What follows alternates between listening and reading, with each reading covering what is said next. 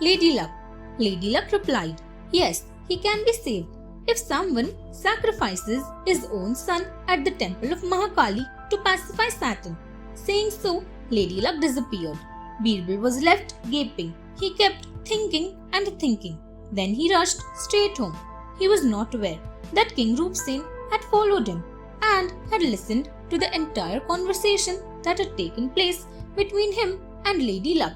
He was still not aware that the king was following him now as well. Reaching home, Birbal told his wife everything. She in turn woke her children up and told them everything. The son readily agreed to be sacrificed at the altar of Mahakali.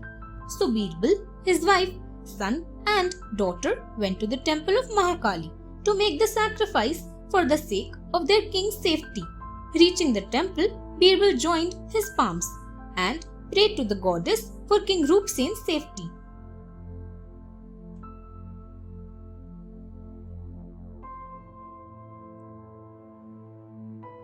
The sacrifice. Then his son knelt before the goddess and Birbal beheaded him.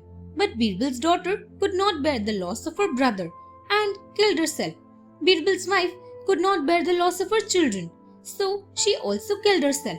Birbal was shattered. He thought, "What will I do living all alone?" So he also killed himself. King Roop Sen was horrified to see all this, and out of guilt he decided to kill himself. But as he was going to do this, Goddess Kali came and stopped him. She told him to seek a wish. The king asked for the restoration of the life of Birbal and his family. The goddess brought some water and sprinkled it on the dead family.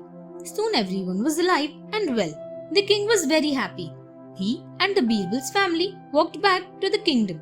King Roop Sen gave half of his kingdom to Birbal.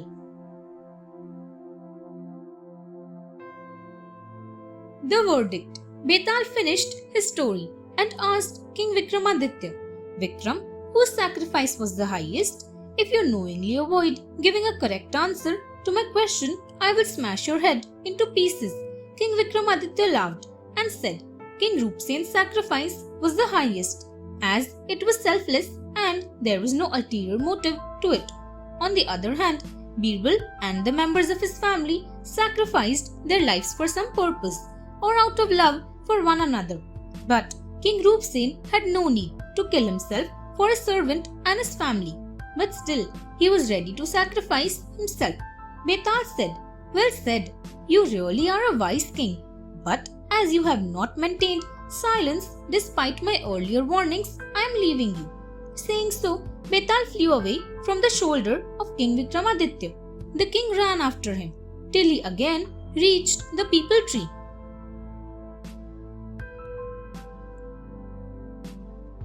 Princess Shashibala. King Vikramaditya reached the tree, pulled down the dead body and putting it on his shoulder proceeded towards his kingdom.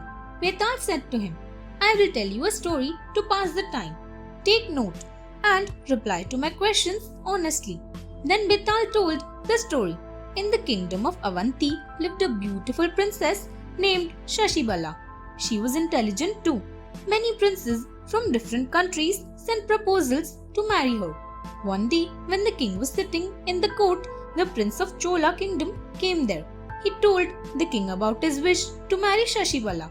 The king was pleased to hear this, for the Chola kingdom was a very powerful kingdom. The king needed time to think. Meanwhile, he asked the prince, "What is your expertise?" The Chola prince replied, "Sir, I am a fine archer. I can shoot only by listening to the sound, and I never miss my target." Thanks for watching. Do like, share, subscribe to Sahil Book House.